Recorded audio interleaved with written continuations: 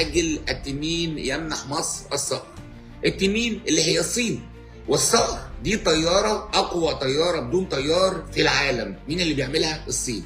الطياره دي اسمها WJ700. الطياره دي عامله حاله رعب في الاعلام العبري منذ اعلان ان مصر تتحدث وعلى وشك ابرام الصفقه دي مع الجانب الصيني، وعامله حاله رعب. وصنفوا القوات العسكريه المصريه تصنيف تاني خالص بناء على الصفقه دي. طيب هي الطياره دي عباره عن ايه بالظبط؟ قال لك يا باشا دي اقوى مسيره او اقوى طياره بدون طيار في العالم، واطلق عليها لقب الصقر، وهي WJ700. الطياره دي بتمشي بسرعه 700 كيلو متر في الساعه. انت متخيل؟ 700 كيلو متر في الساعه، وبتطير على ارتفاع 15000 كيلو، 15000 متر فوق الارض. تفضل طايره في الجو حوالي 15 ساعه. طيب ايه الموضوع؟ قال لك بقى دي مش طياره، دي منصه استخباراتيه قادره انها تتوغل داخل دفاعات العدو، مجهزه بصواريخ السي 102، صواريخ شديده الدقه. كل دورها انها لما تدخل المجال الجوي لاي دوله عدوه تستهدف الدفاعات الجويه وتشل الدفاعات الجويه بتاعه العدو ده. طيب ليه الاعلام العبري بيصنف الصفقه دي انها الصفقه الاخطر، لدرجه ان هو بيقول لك دي اخطر من حصول بعض الدول على الاف 35؟ ليه؟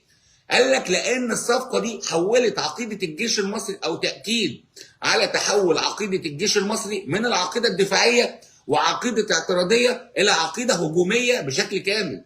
مصر كمان مش هتحصل على الطياره دي، هتشتريها، وفقط ثمن الصفقه دي 400 مليون دولار. لا، مصر هتصنع الطياره دي، يعني الجيش المصري هيصنع الطياره دي. طب ليه الطياره دي هم بيعتبروا الصفقه دي اخطر من حصول بعض الدول على الاف 35؟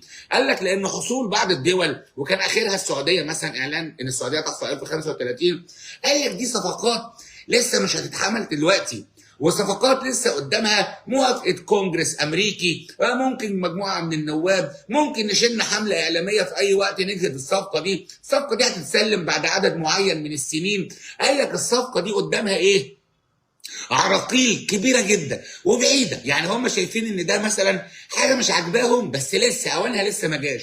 قال لك الجار اللي بيشكل الخطر الاكبر علينا اللي هو القاهره طبعا، اللي هي مصر، شغاله في هدوء وبتمتلك اسلحه خطيره باسعار تعتبر اقتصاديه تشكل خطر فتاك علينا. طياره بتطير 20 ساعه في الجو، 700 كيلو متر في الساعه، 15000 متر فوق سطح الارض، عليها منصه استخباراتيه مزوده بصواريخ دقيقه لاستهداف الدفاعات الجويه للعدو. قال لك ده سلاح فتاك.